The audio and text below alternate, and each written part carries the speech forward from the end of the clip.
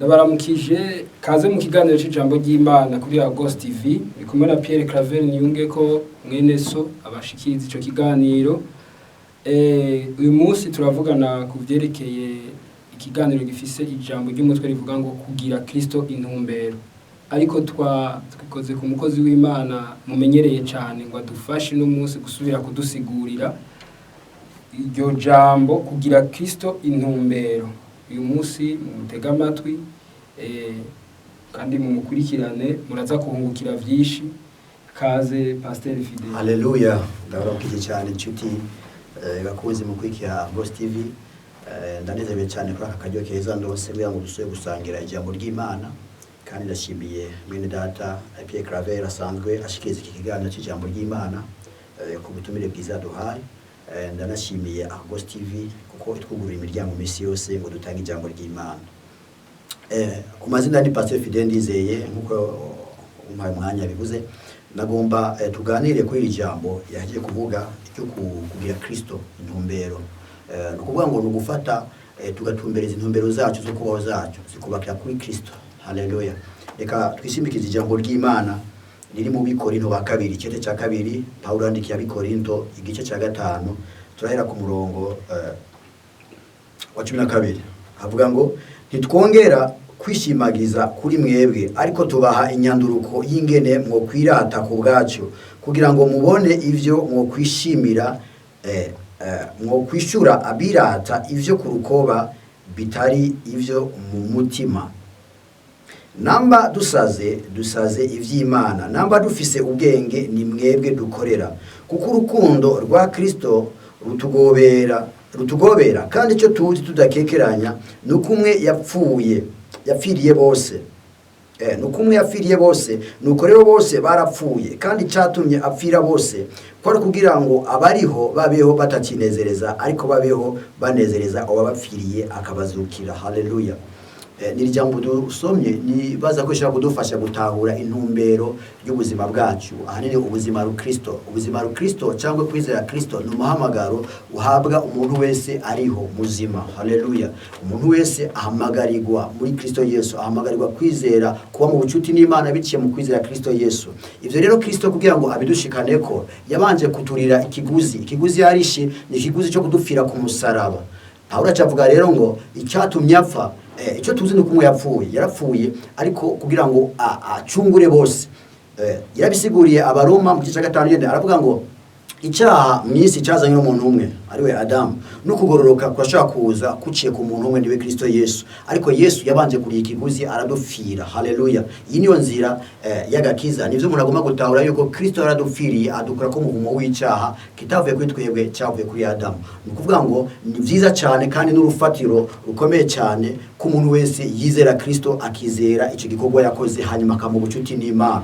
Amen. Ariko ivyo bimaze ko bimeze gutyo rero Paulo acatanga ikino kwita nk'iyerekwa cyangwa nk'urufatiro nyamukuru umuntu wese agomba gutahura, umuntu wese ari muri Kristo Yesu. Ni kuvuga ngo intumbero cyangwa icyo Kristo yako ararondera igihe yapfira bose, uko kugira ngo abariho bose rero bamaze gupfirwa na Kristo cyangwa amaze kuri ico kiguzi akabahindura biwe mu kubapfira, ngo bace babaho gute? Ngo babeho batakinezereza, banezereza uyu muntu yabakunze akabigura ari we Kristo Yesu. Haleluya.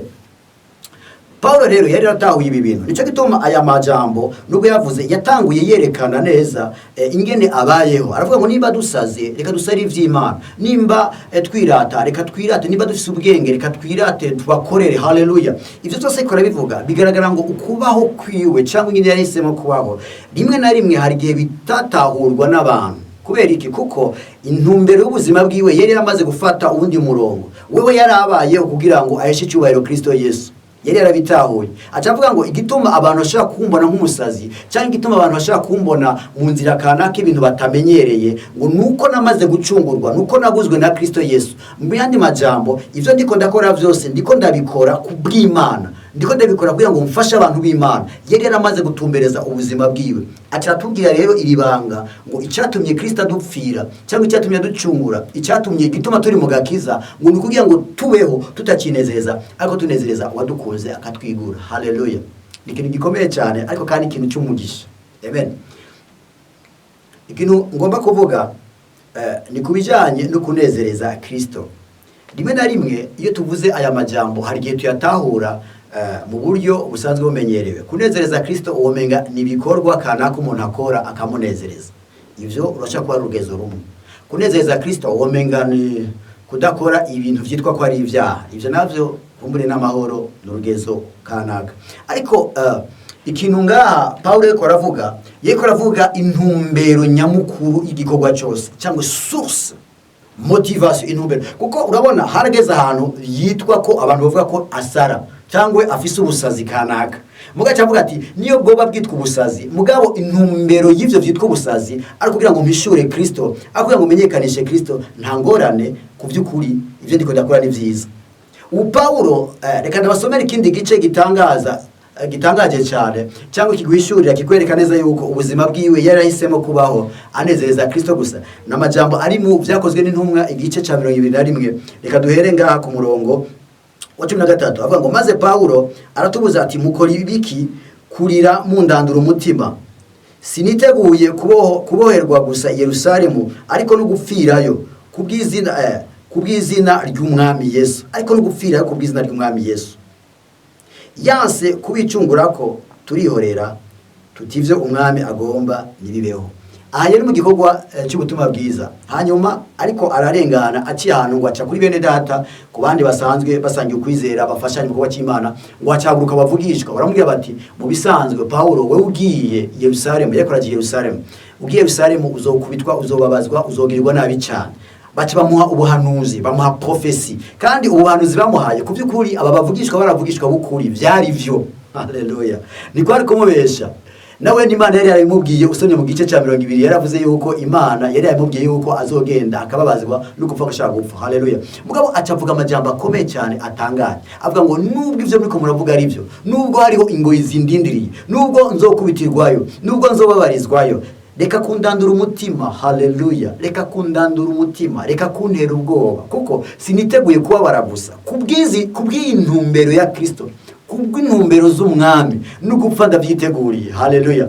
Rimwe na rimwe rero hari igihe turaba ivy'ubuhizi umuntu yakoreshejwe agaragaza cyangwa yishyura izina rya Kristo, ugasanga ntidutahura ku vy'ukuri icyako kiramukoresha ingufu aho zaba, ariko ingufu ziwe zava ahantu ngo Kristo yari intumbero y'ubuzima bwiwe, Kristo yari motivation, yari intumbero ituma akora ivyo akora vyose.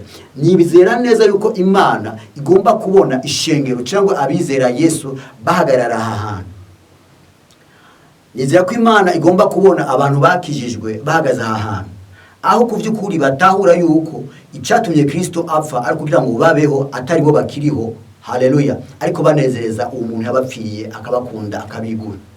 Ndizera neza yuko hamwe ishengero ryoshika ahantu twotanga kubona ibikorwa by'ubuhizi cyane, aho intumbero nukuvuga ngo ni ikintu cyose, nimba turya, nimba twambaye, haleluya, nimba tudandaza, nimba tugiye mu ishuri, nimba dusenga, icyo tiko turakora cyose kigire source.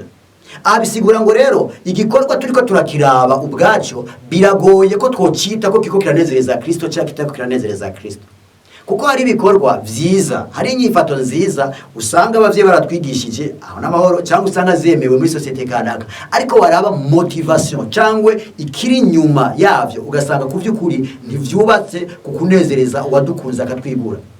Ugasanga umuntu ku vy'ukuri yoshigirwa intaye ko ari umuntu mwiza abana neza n'abantu afite ibikorwa vyiza kanaka, ariko ugasanga ni ibintu vyemewe na societe, ni ibintu vyemewe mu ishengero, ni migenzo y'ishengero, ni migenzo y'idini, n'umuntu yambaye nkuko abaporoti bambara, n'umuntu yambaye nkuko abanyedini kanaka bambara, n'umuntu afise ingendo akanura nkuko abantu mugabo waraba ugasanga haleluya motivation cyangwa intumbero vye korakora, haleluya, si Kristo, sukunezeza Kristo. Nukuvuga ngo rero aha bica bitugora cyane, kuko umuntu wese ashitse imbere y'Imana nizojija, kuko abantu b'Imana umunsi umwe twese tuzoshika imbere y'intebe y'Imana, umunsi umwe twese tuzoshika imbere y'umucamanza arabi ibikorwa vyacu, hanyuma ibikorwa vyose twakoze nimba ku vy'ukuri vyakozwe vyubake kuri Kristo ariwe ntumbero, ku vy'ukuri tuzohabwa ibitsibo, tuzoshimwa n'Imana. Ariko kumbure nimba ivyo twakoze vyose nubwo vyo byarashimwa n'abantu, numbogo vyo byarakundwa n'abantu, bitari vyubake kugwishura Kristo, cyo bari kibazo cyane, kubera ivyo bintu ngo bizoseswa n'umuriro, niko Bibiliya ivuga. Amen.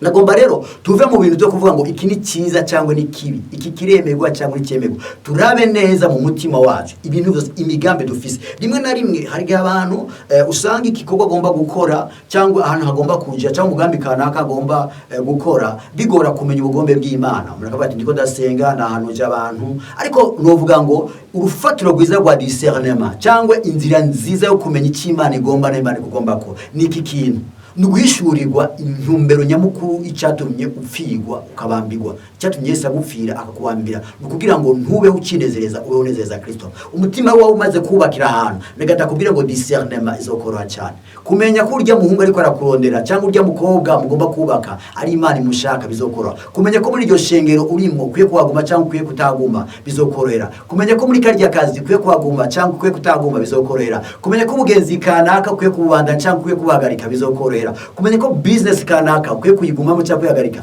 bizokorohera, kumenya ingene orient ubuzima bwawe bizokorohera, kuko Kristo ni umucyo, ni umwungere mwiza atayovya. Haleluya. Ikintu rero Imana igomba gutsura urunganwe rw'abantu kuvyukuri bahisemwe ngo ubuzima bw'iwanje sinkiriho ngo ninezereze, mbayeho ngo nezereze Kristo. Haleluya. Iyi niyo ntumbero nyamukuru. Haleluya. Iri niryo fatiro rizima icyatumye Imana itanga ikimazi cyangwa itanga ikiguzi gisumba ibindi biguzi byose ari gutanga, aricyo maraso y'umwagazi w'intama w'Imana atagira agasema, kugira ngo ironke ubuzima bw'iwawe, ironke partenariat, ironke ubufatanye n'ubuzima bw'iwawe, kuko Kristo agomba kumenyekana biciye mu buzima bw'iwawe, biciye mu kuboko kwawe. Ariko ikintu uri bukora umunsi n'ahantu uhagarika ubuzima bw'iwawe ugafata decision uti kuvyukuri ndatawe neza ko icyatumye amfira akambambirwa nukugira ngo mbeho ntakinezereza, ariko kandi ntakinezereza n'undi muntu, ngomba kunezereza Kristo yankuze akanyigura. Ndagenda kubwire ngo abantu bose, haleluya, bakoresheje iby'ubuhizi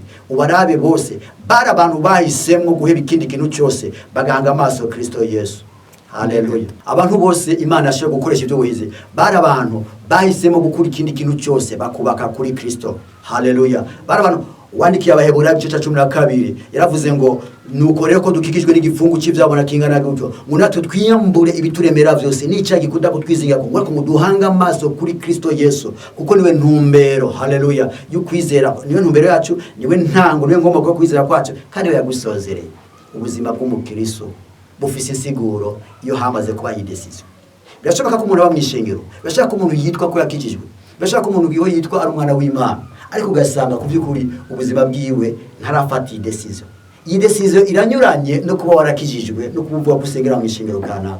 Iyi desizo iranyuranye no kuba witwa ko wakuriye mu muryango w'abakizwa. Iyi desizo iranyuranye no kuba witwa pasitori, apotre, umuvugishwa n'uwonde.